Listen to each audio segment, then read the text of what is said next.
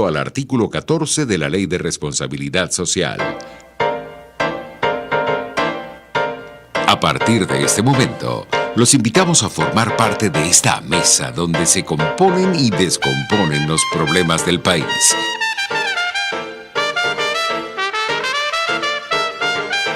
RCR presenta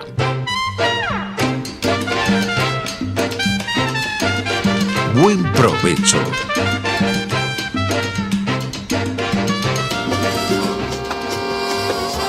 La voz de la diáspora en Buen Provecho, con el profesor Tomás Páez. Buenas tardes, querida audiencia global. Nos encontramos nuevamente, como cada semana, en la emisora pionera de la radiodifusión venezolana, Radio Caracas Radio, y en el programa pionero de la diáspora venezolana, ya con 4 años en nuestras espaldas. Este programa llega a ustedes en la dirección de la estación general, en la dirección general de la estación, Jaime Nestares, en la gerencia de producción, Willit Zarcaya, en la producción, Carla Sons, en los controles, José Gregorio González, y en la conducción, en el micrófono que les habla, este servidor, Tomás Páez. Nos pueden ver y escuchar en YouTube, en rcr750.com, y en Periscope nos consiguen en RCR750. Tenemos una invitada muy especial, pero antes de presentarla, quisiéramos mencionar básicamente 3 grandes cosas. En primer lugar, el informe de la Comisión de los Derechos Humanos y de la Comisión de Determinación de Hechos de las Naciones Unidas, que es un informe letal, blindado, sólido, que denuncia la violación de los derechos humanos en Venezuela.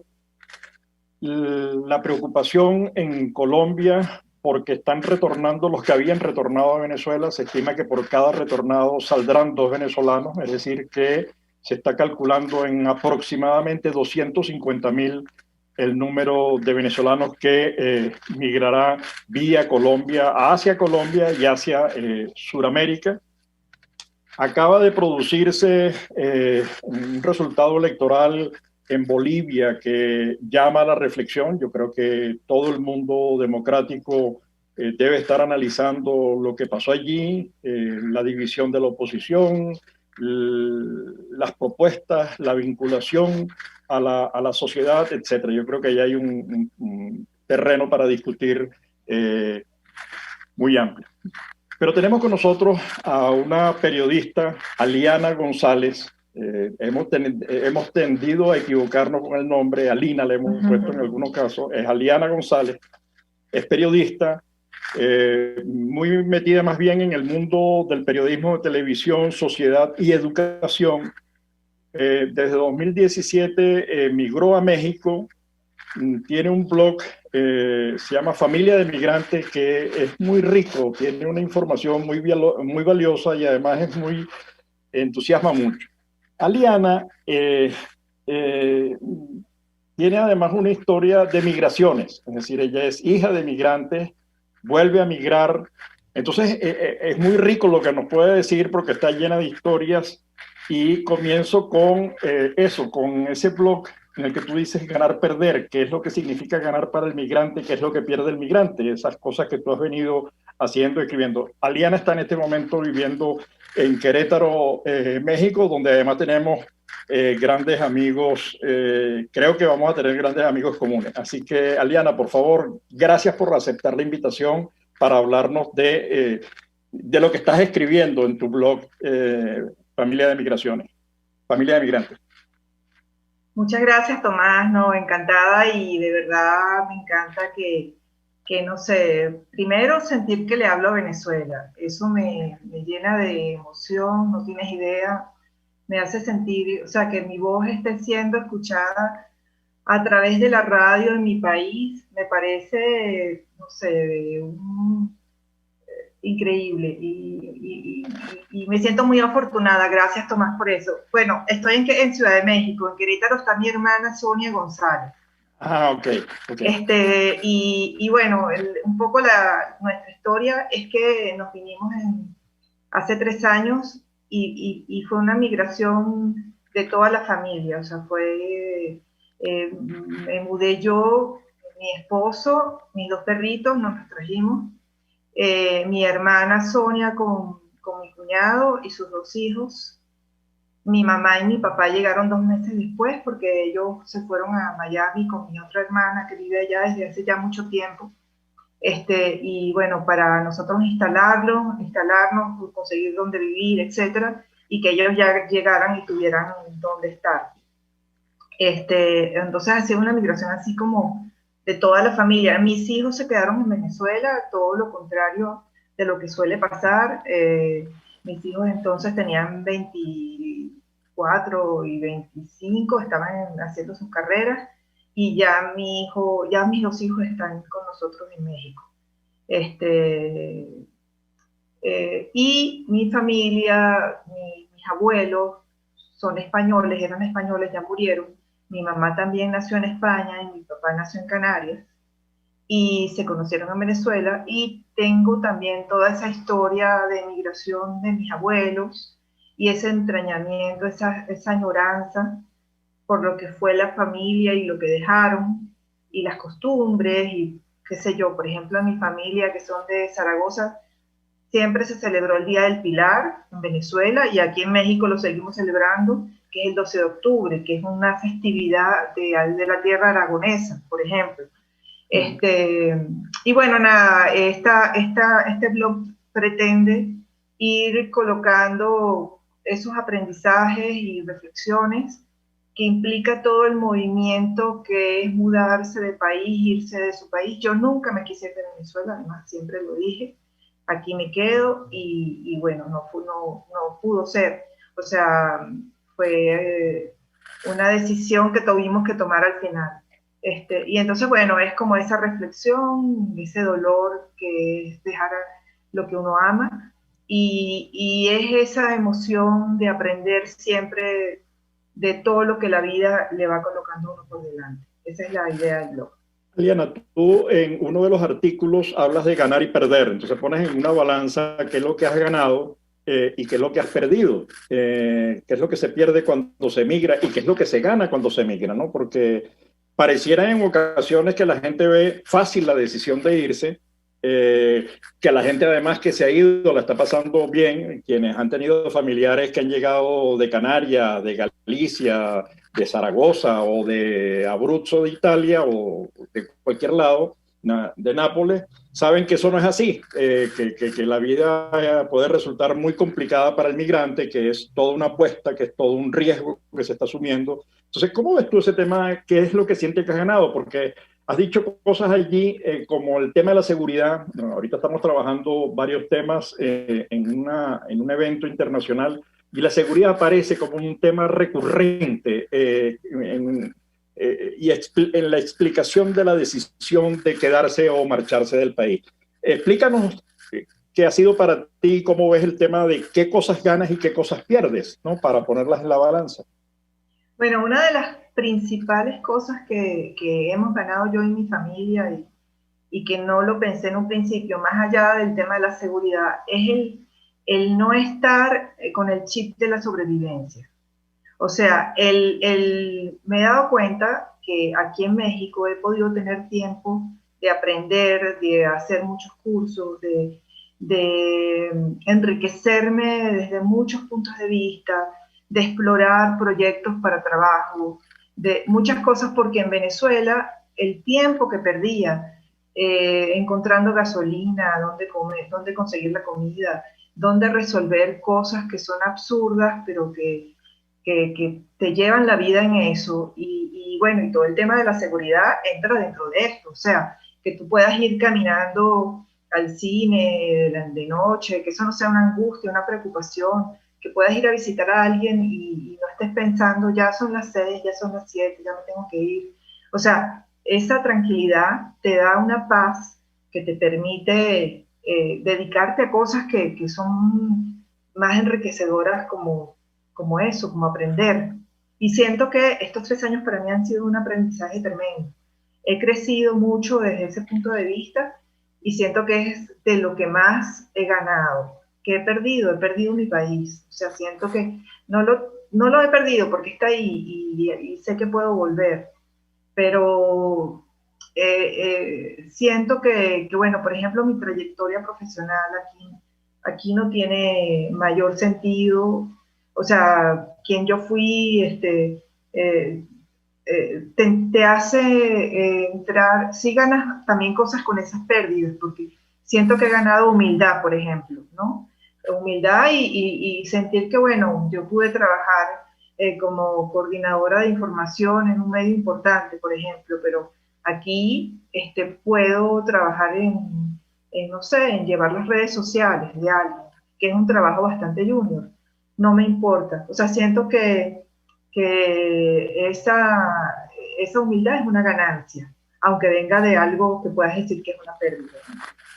Tú que vienes de familia de migrantes, que has escuchado, primero lo has sentido en la cocina, lo has sentido en las costumbres, lo has sentido en las mezclas que has tenido, lo has sentido incluso en las palabras, en los acentos, que esa experiencia de quienes llegaron a Venezuela, esos abuelos y padres tuyos que llegaron a Venezuela, ¿cómo vieron ellos? Porque ellos nunca regresaron, se quedaron en Venezuela. ¿Qué significó para ellos volver a migrar? Porque además da cuenta de la complejidad de la migración, de la circularidad del ser humano, ¿no? Es decir, uno en Canarias, el otro en Zaragoza, o en Madrid, no sé en dónde nació tu mamá, pero vienen de España, llegan a Venezuela, recalan en México, y tú dices, o en Miami, oye, ha sido un vueltón, y luego un vueltón moverse a la edad de tus padres y a las edades en las que se mueve gente que ya tiene familia, que tiene hijos.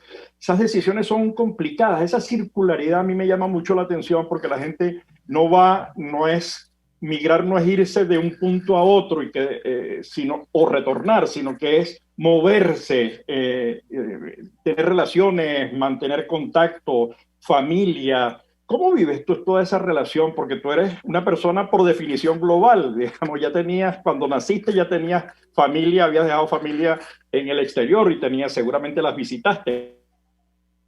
Sí, bueno, una ¿Cómo cosa que viviste toda esa relación y cómo la están viviendo tus padres, que puedes hablar de ellos? Sí, algo que me enseñaron mis abuelos y que creo que me ha sido muy útil es que ellos llegaron a Venezuela con la idea de adoptar todas las costumbres. De hecho, en mi casa se comen arepas, por ejemplo, se hacen hallacas.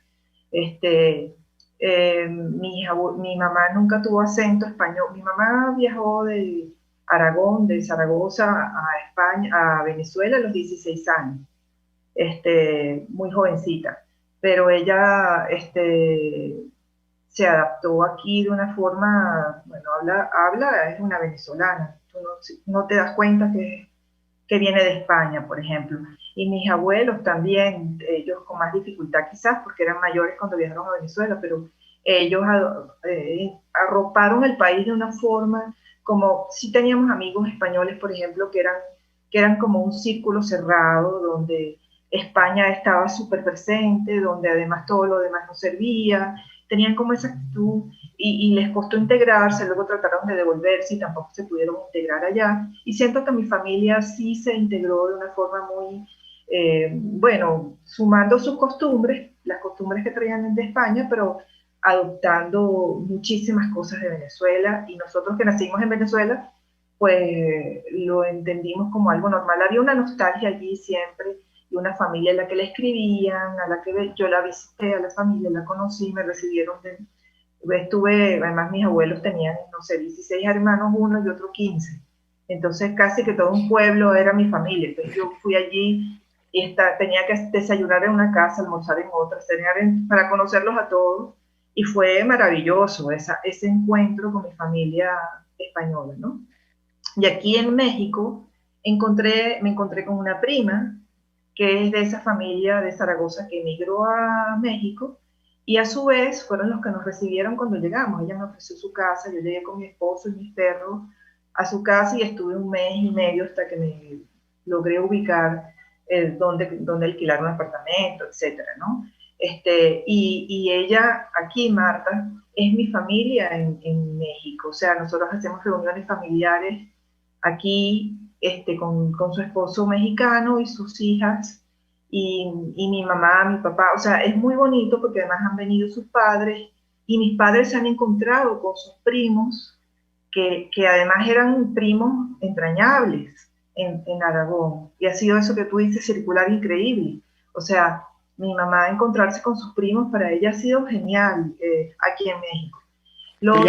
Aliana, te tengo que cortar un momentico para ir a publicidad, pero okay, por favor sigue porque está sabrosa la historia que nos estás contando. Ok, cómo no. Al retorno. Usted escucha Buen Provecho por rcr.tv, la radio que se ve. Sintonícenos a través de Periscope, @RCR750, la radio que se ve. Mis amigos, una empresa comprometida y responsable con su personal es una empresa segura, y Produzca es la compañía pionera en Venezuela que ofrece la mayor cantidad de equipos de comprobada calidad para garantizar la seguridad integral de toda la nómina industrial de cualquier empresa. El catálogo de Produzca es inmenso, todo tipo de guantes, cascos, accesorios y productos varios de protección para tu personal. Conoce más de Produzca en www.produzca.com. Produzca, seguridad en tu empresa de los pies a la cabeza. Moisés Naim en Efecto Naim. Hola, soy Moisés Naim desde Washington. Conéctese a rcr.tv. También nos puede seguir por @Efecto Naim en Twitter. Y estamos en Facebook y en Instagram. Y no olvide que puede disfrutar todos los contenidos del programa cuando usted quiera, suscribiéndose a nuestro canal de YouTube. Nos vemos en la radio. Los miércoles y viernes a las 7 de la noche. Solo por RCR 750 AM.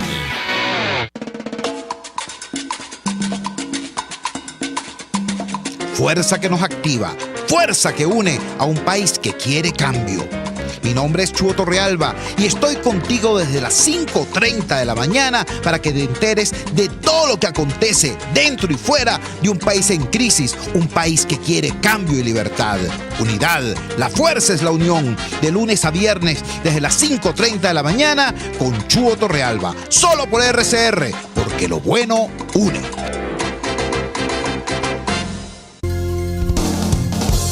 RCR 750 AM, porque lo bueno une. Los grandes temas se debaten en la mesa. Buen provecho por rcr.tv, la radio que se ve. Y síganos en Twitter, @RCR750. Ya de regreso con Aliana González, periodista quien se encuentra en México, especialista en el tema de la industria de la televisión, la sociedad y la educación. Estábamos conversando con Aliana, la cortamos cuando comentaba lo que le ha ocurrido, encontrarse con sus primos, sus familiares de España en México y la migración de los padres que viajan a México habiendo venido de España y hablando entonces de la circularidad. ¿Cómo vives ese proceso? Esa es la primera pregunta para que sigas contándolo. La segunda es el tema de la anorexia curricular, eso que tú decías de reinventarse, de bajar los humos, de la humildad, de hacer cirugía al currículum. Y la tercera es, ¿cuál puede ser el papel de la diáspora y en este caso particular de los comunicadores sociales, de los periodistas en el proceso de reconstrucción de Venezuela? No estoy pensando en retorno, estoy pensando en que desde México DF, ¿qué se puede hacer? ¿Cómo se puede contribuir? ¿Cómo lo ves tú? ¿Ves alguna posibilidad? Son 3 preguntas para que te explayes, Aliana, por favor. Bueno, siguiendo con la historia de mis padres, para ellos no ha sido nada fácil. Mi mamá dice que ella a los 16 años se tuvo que ir de España por una decisión de sus padres, que no fue su decisión. Y no quería irse, ya tenía sus amigos, estaba en plena adolescencia, tuvo que también empezar a conocer amigos, enseguida se sintió bien, pero fue duro y fue difícil para ella, además no fue su decisión. Y ahorita, a sus 80 años, le toca irse a México, tampoco es su decisión, por decisión de sus hijas. Y es más duro aún, porque ella en Caracas, bueno, hacía voluntariado en una ONG de derechos humanos, iba 2 veces por semana a una oficina, tenía sus amigos, tenía un círculo de amigas con las que hacían estudios de literatura griega, no sé, se reían, se encontraban, tenía sus vecinas en el edificio con quienes se iba con las limitaciones de Venezuela, pero tenía una vida y tenía su apartamento suyo, donde ella vivía, sin que no era la casa de ninguna de sus hijas. Entonces aquí vivimos en mi casa, ha estado también con mis hermanas, de alguna forma es dueño de su cuarto, pero es como que pasó a otra situación y a los 80 años no es tan fácil hacer amigos y más con limitaciones físicas, dificultad para caminar, que le fallan las rodillas. Y bueno, llegó como deprimida en principio, bueno, porque todas estas cosas no son fáciles. Y además ella ama profundamente a Venezuela. O sea, era de las personas que incluso la tuvimos que decirle, mamá, no puedes hacer eso, de bajar cuando cerraban las calles y protestaban. Ella era la primera que estaba allí luchando por el país, ¿no? Entonces, fue como arrancarla de su contexto. Además, mi papá tiene Alzheimer y también es complicado. Pero ella ha ido poco a poco integrándose. A mí me asombra muchísimo su capacidad y su flexibilidad. Ahorita asiste a cursos y a talleres de literatura por Zoom, y tiene como 2 grupos o 3 en los que participa. Tiene una agenda súper complicada, tanto así que no pude escuchar esta entrevista porque tenía una reunión. Entonces, me parece que bueno, que eso, o sea, eso revela que todos podemos sobreponernos a las dificultades y crecer de las experiencias. Tiene más amigos mexicanos ella que yo, con todos estos grupos que ha hecho por internet.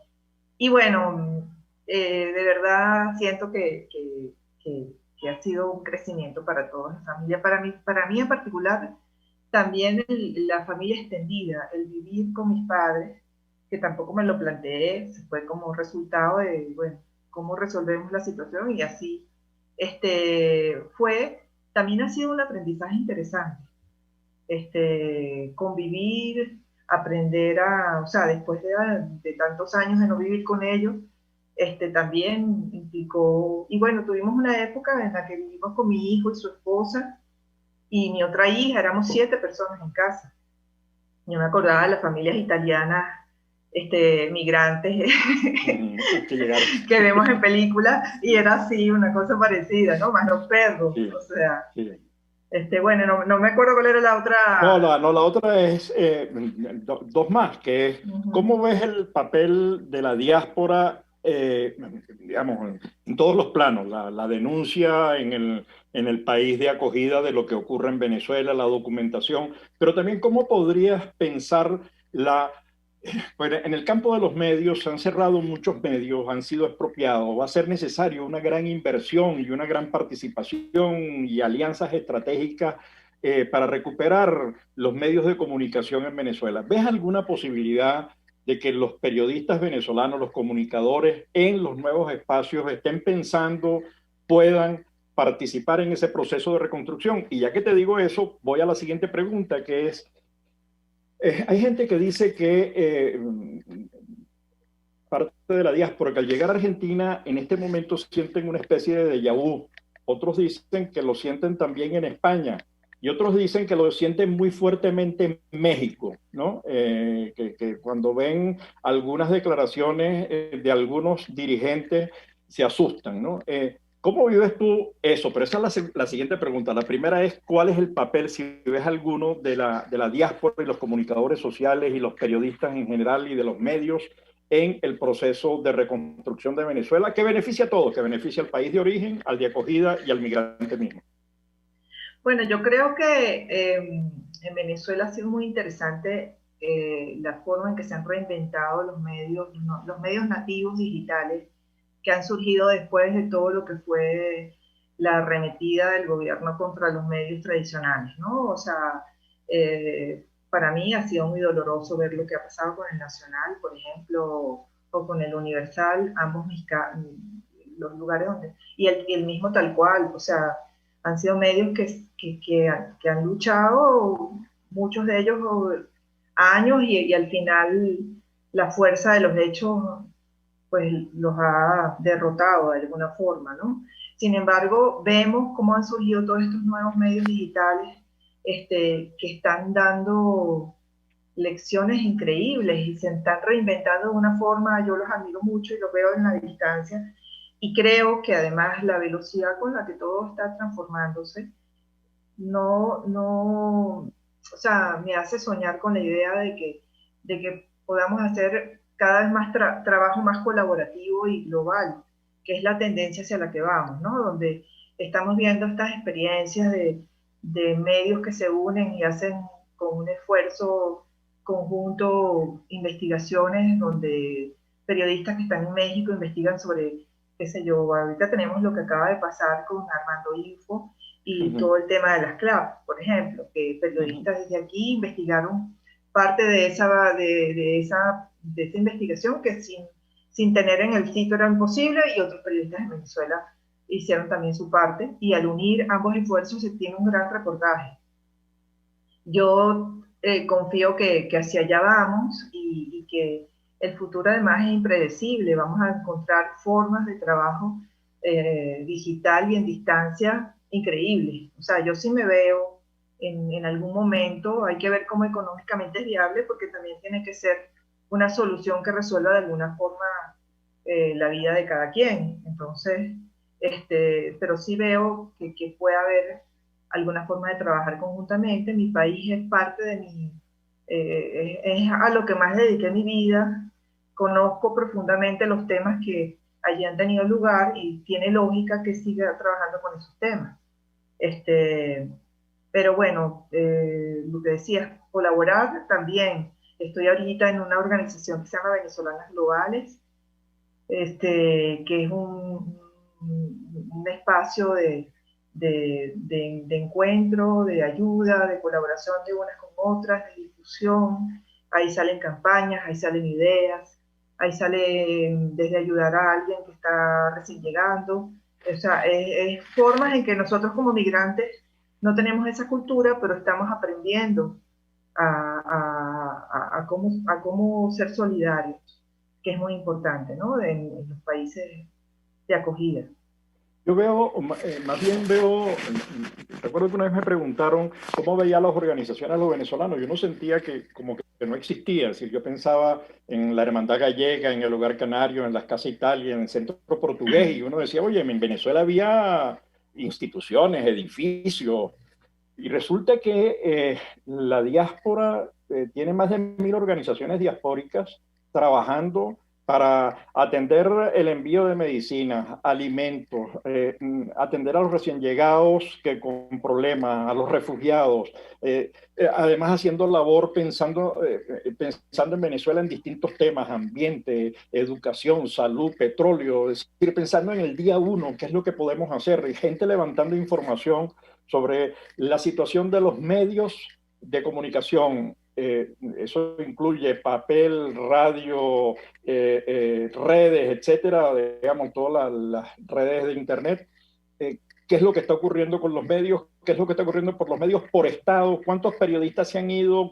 ¿Cuántas propiedades se han perdido? Es una cosa impresionante el nivel de detalle. Yo digo, bueno, eso es una labor que puedes denunciar afuera, lo que se ha hecho ahora con el informe de Naciones Unidas, donde ha habido gente. Yo estuve entrevistada a María Alejandra Aristigueta, que ha sido una pieza fundamental en toda la elaboración de ese estudio, digamos, de esa gente que opera generando información, igual que todas las organizaciones de la sociedad civil venezolana que han hecho posible todos esos informes, el de la expresión libre en el campo de los medios de comunicación, la gente que trabaja en prisiones, en violencia, etcétera, etcétera, ¿no? Pero la última pregunta, no es para acabarla, pero la última pregunta tiene que ver con cómo viven ustedes el tema mexicano. Es decir, uno siente que en Europa ha habido un cierto apoyo a los demócratas en Venezuela y a la democracia en Venezuela, que se han buscado salidas, pero uno ve en el caso del gobierno mexicano una equidistancia en relación con el tema en Venezuela. ¿Cómo lo viven ustedes? ¿Cómo lo viven? Yo lo que mi posición ha sido la de no pensar que es una repetición de lo que viví en Venezuela. O sea, creo que cada proceso y cada país merece un respeto y merece pensar que no tiene por qué ser igual. Aquí creo que hay muchas diferencias. Tenemos primero, no es un militar el que está en el poder, que eso marca una diferencia tremenda. Segundo, es un país con instituciones mucho más independientes porque no depende totalmente del periódico. Su economía es una economía más fuerte, con más independencia de las instituciones. Y siento que bueno, sí se repiten pareciera que hay unos asesores allí que dan las mismas señales, o tiene que ver con el tema del populismo, que repite. Bueno, yo también veo a Donald Trump muy parecido, ¿no? No es precisamente izquierda, es la derecha, es todo lo contrario, pero repite los mismos esquemas, y eso tiene que ver con el populismo. Uh-huh. Creo que el país tiene más fortalezas para defenderse del populismo, y yo tengo gran confianza en que eso no se va a repetir, que no va a pasar. Fíjate, vuelvo al blog en el que hablas de los elementos que ganas seguridad, ganas creciendo profesionalmente, ganas porque además te reciben con los brazos abiertos, ganas en temas como transporte, calidad, pero ese activo, y a nosotros nos gusta definirlo de la siguiente manera: la diáspora es la mejor reserva internacional que tiene Venezuela en este momento, que junto con la reserva que queda en el país, juntos podemos reconstruir Venezuela. ¿Qué espacios de encuentro ves, y me lo tienes que decir como en medio minuto, qué espacios de encuentro ves desde tu área, desde donde estás? Digamos, la decisión de irse o quedarse es una decisión absolutamente individual. Cada quien hace una lectura de la situación y decide en consecuencia. ¿Qué ves tú como posibilidad para la diáspora en Venezuela? ¿Ves alguna? ¿Va a seguir creciendo? ¿Se van a quedar? ¿Van a retornar? ¿Van a participar? ¿Se van a crear? ¿Se van a instalar en esas redes? ¿Cómo lo ves?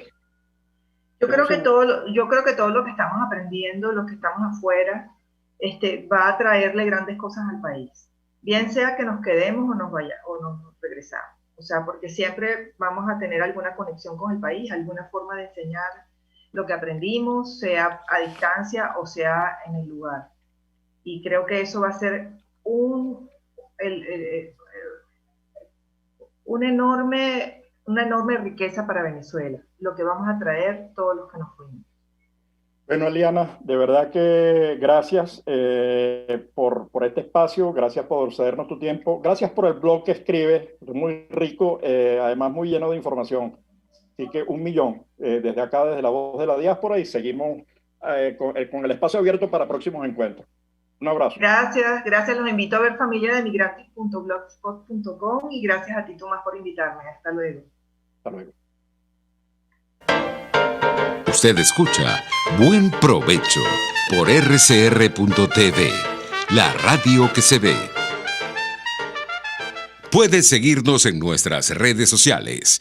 En Twitter, @RCR750, la radio que se ve. Ellos sí que no saben nada.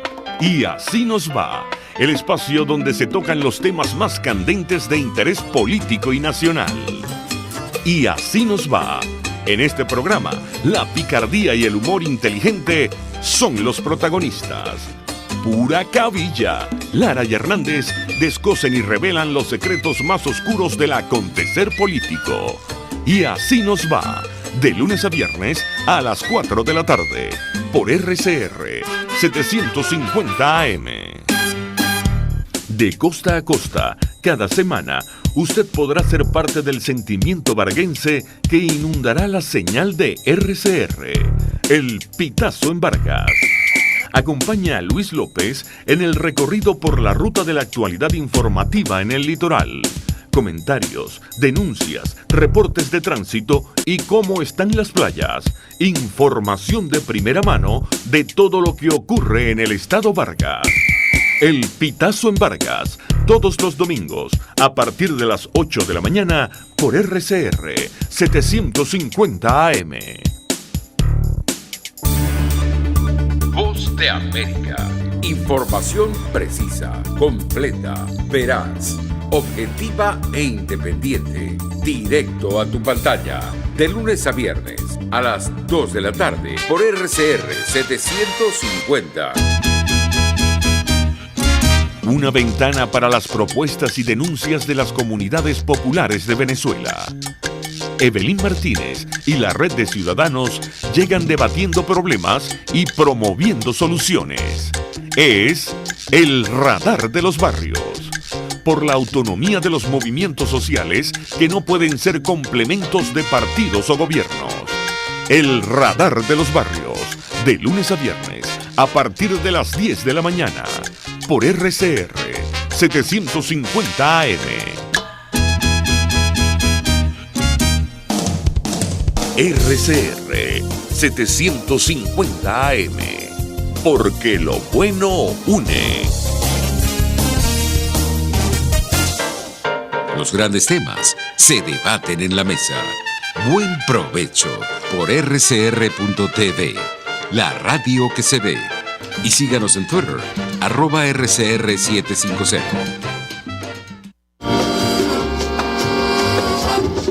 Obras, arte y creaciones son parte de nuestro entorno diario y conoceremos a nivel internacional algunos fragmentos de vida de la diáspora.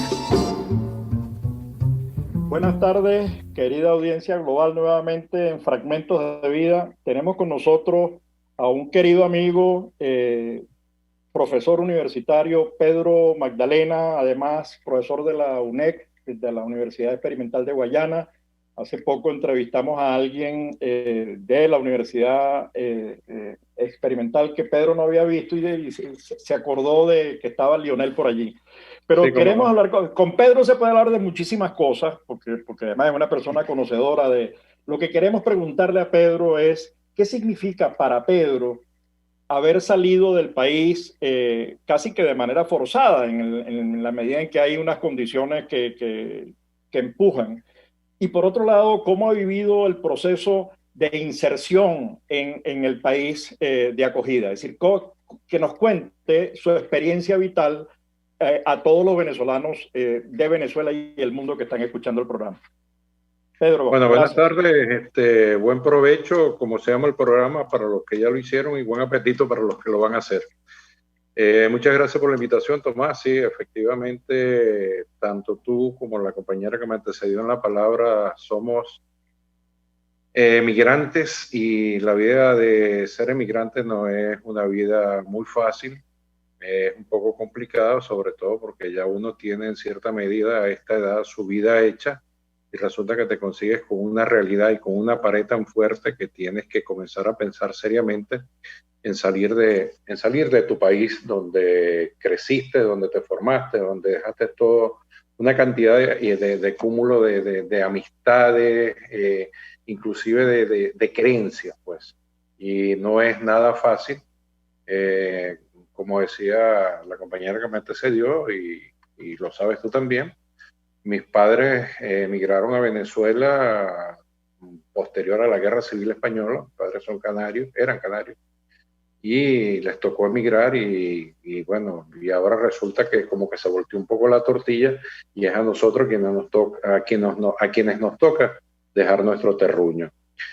Es reinventarse, de verdad. Reinventarse es un poco todo lo que tú te hayas formado, todo lo que tú lo vas a dejar como para ti, como para algo espiritual de tu consumo interno, pero resulta que tienes que reinventarte, y más a una cierta edad en la cual no consigues fácil insertarte en el campo de empleo.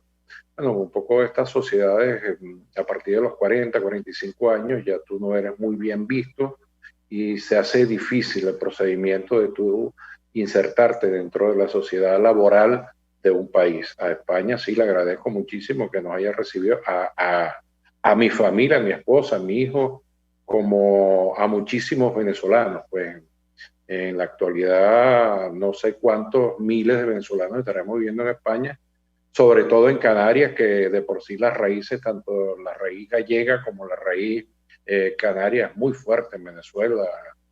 Tú comentabas hace un momento que había entre ellos unos lazos de hermandad, que estaba la ¿cómo se llama? La hermandad gallega, estaba el centro canario, el centro asturiano, el centro vasco. O sea, el español en sí trataba de buscarse con sus pares asemejados y tratar de llevar una relación que se podría decir en el exilio forzoso, que es igualmente lo que nosotros muchísimos hemos decidido tener, un autoexilio forzado, porque las condiciones tanto como para nuestros hijos, nietos, en el caso de los que tengan sus nietos, no es Venezuela en este momento una alternativa ni en lo educativo, ni en la salud, ni en la seguridad social y un montón de etcétera. Pues. Fíjate, Pedro, acabas de decir una cosa que está afectando a muchos venezolanos. Quienes arrancan por lo general son muchachos jóvenes, en las edades entre 18 y 40 años, 35 años, y por eso se llama por eso se dice que toda diáspora es un bono demográfico. Quienes migraron de Canarias a Venezuela, o de Galicia a Venezuela, o de Italia a Venezuela, o de Colombia a Venezuela, era gente en ese rango de edad, gente con ganas de trabajar, con disposición. Pero está ocurriendo ahora el fenómeno extraño, bueno, extraño no, digamos, consecuencia de la situación del país, en la que los hijos están trayendo a sus padres debido a la crisis de medicinas, a la crisis de alimentos, a la crisis de transporte, a la crisis de electricidad, a la crisis de agua, etcétera, etcétera, ¿no?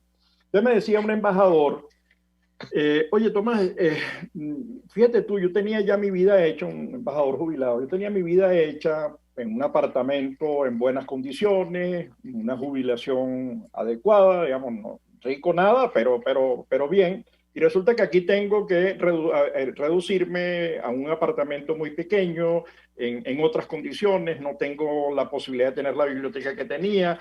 Toda esa cosa cambia. Es decir, que son esas dimensiones del cambio y de la migración que esconden los números. Es decir, cuando uno dice hay 6.200.000 venezolanos fuera en este momento, de acuerdo a nuestros datos del Observatorio de la Diáspora, son números, pero detrás de cada número está la historia tuya, está la historia del embajador, está la historia de Aliana.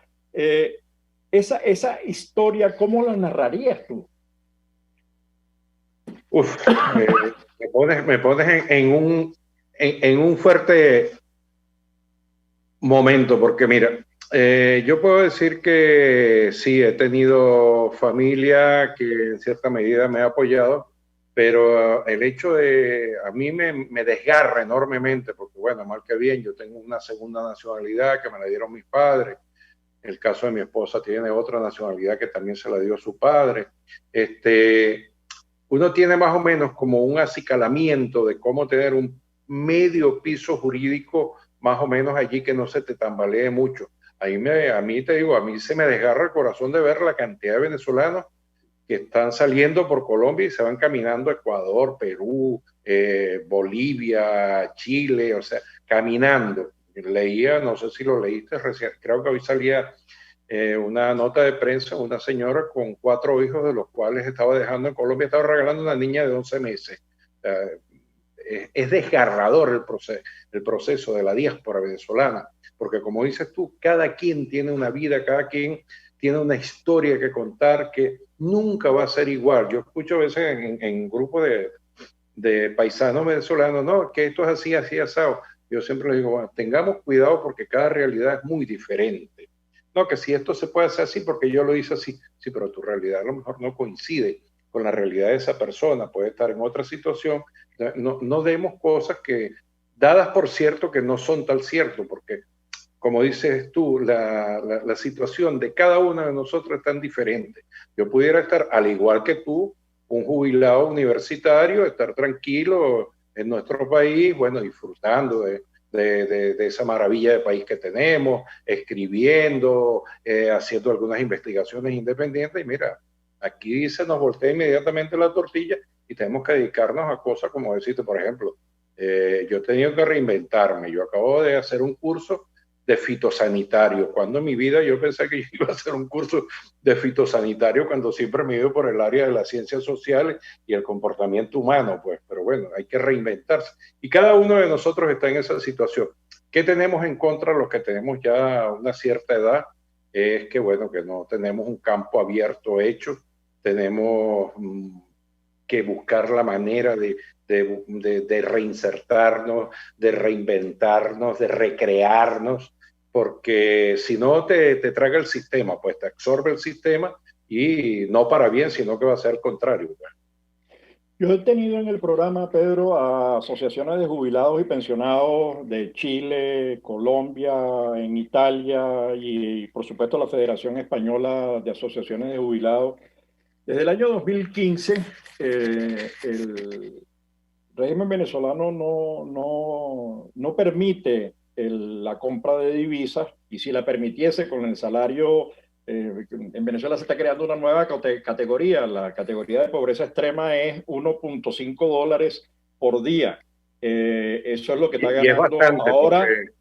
Y es bastante porque inclusive estamos hablando, por lo menos a nivel de sueldos de profesores universitarios, estamos hablando de 89 céntimos de dólar por una categoría, porque te digo, un instructor dentro de la categoría universitaria que te ganas eso, 89 centavos de dólar.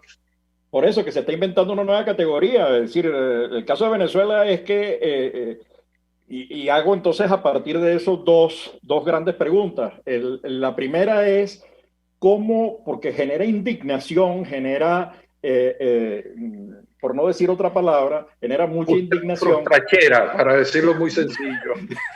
Genera indignación que tú tengas un régimen que había desconocido incluso los acuerdos binacionales existentes con España, con Chile, no sé con qué otro, con 2 o 3 países más, ¿no?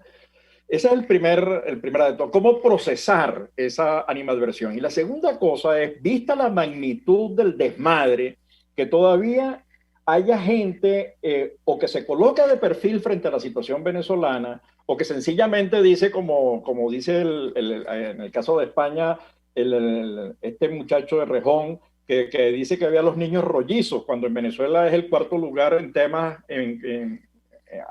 a nivel de desnutrición a escala global. Entonces quisiera esas 2 opiniones. Uno, hasta dónde puede conducir la indignación por el desconocimiento de los derechos, y en la segunda es cómo evalúas tú el hecho de no conseguir solidaridad por lo que está pasando Venezuela. Estamos hablando de miles de jubilados y pensionados en todo el mundo que están padeciendo la misma situación.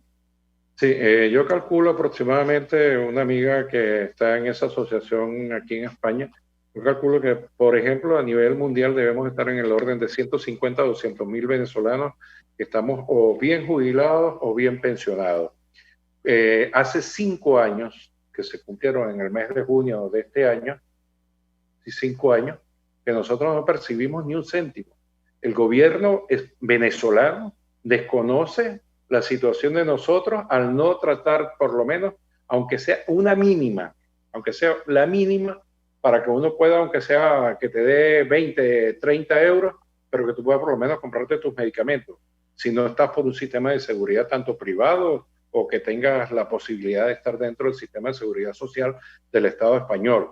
Indudablemente eso da tremenda rabia, tremenda molestia, y sé de mucha gente que está mucho peor, que ni siquiera tiene para el diario, pues.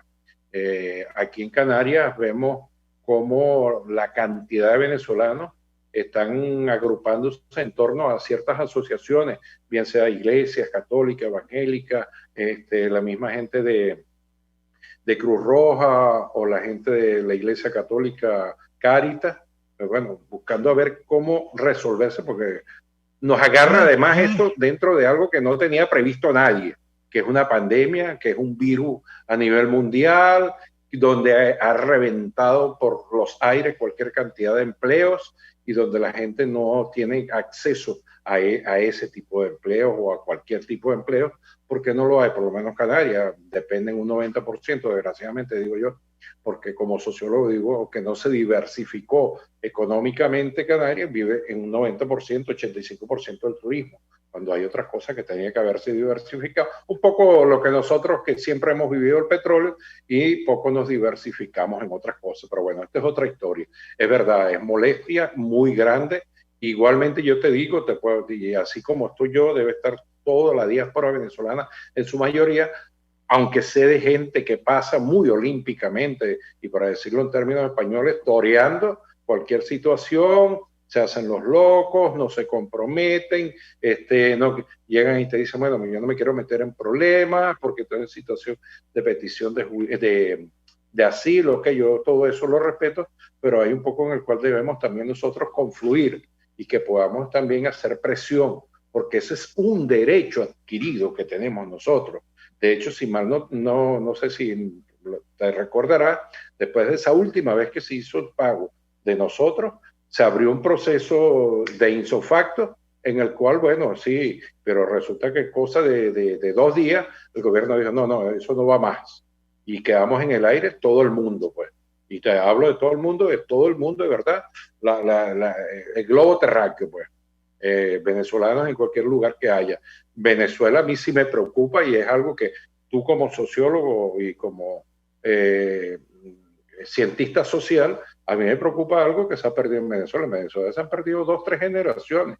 En Venezuela tú le decías a la compañera que anteriormente me antecedió de que, bueno, ¿cómo veía ella la diáspora venezolana a futuro? Yo veo a futuro pudiendo regresar e insertarse en un proyecto más que económico, que yo sé que Venezuela tiene para desarrollar económicamente, a nivel de ética. Venezuela tiene un problema de ética muy fuerte y que tenemos que trabajarlo duro. ¿Por qué? Porque se le enseñó a la gente que las cosas se les daban, que las cosas no tenían valor, y bueno, y la gente lo fue llevando por ahí y se pervirtió todo eso, que eso llegó inclusive a tocar la parte ética, moral de nuestra sociedad, y eso es complicado, es difícil. Yo sí me veo en algún momento regresando a Venezuela, si Dios me da salud, y insertarme en un proyecto en el cual tenga que ver con ese tipo de cosas. Pero sí, es complicado. Llevar una vida es complicada porque, como decía anteriormente, nosotros aquí tenemos que reinventarnos en lo que sea. Mira, lastimosamente aquí no se puede hacer como se hace en Venezuela, que te paras en una esquina, vendes empanadas, cachapas, cochino frito. No, aquí no, porque aquí hay unas leyes que son bastante estrictas en cuanto al tema de la salud, en cuanto al tema laboral, en cuanto al tema fiscal, pero estamos aquí y con lo que hay tenemos nosotros que asirnos poder echar adelante. Pedro, tenemos que irnos, está interesante, gracias por esto, pero tendremos ocasión de seguir conversando porque quedaron varias preguntas en el aire. Y a toda nuestra audiencia, nos vemos el próximo lunes. Gracias, Pedro, gracias, Aliana, por haber estado presentes en nuestro programa. Muchísimas gracias, Tomás. Y gracias, estamos a la orden. La voz de la diáspora, en Buen Provecho, con el profesor Tomás Páez.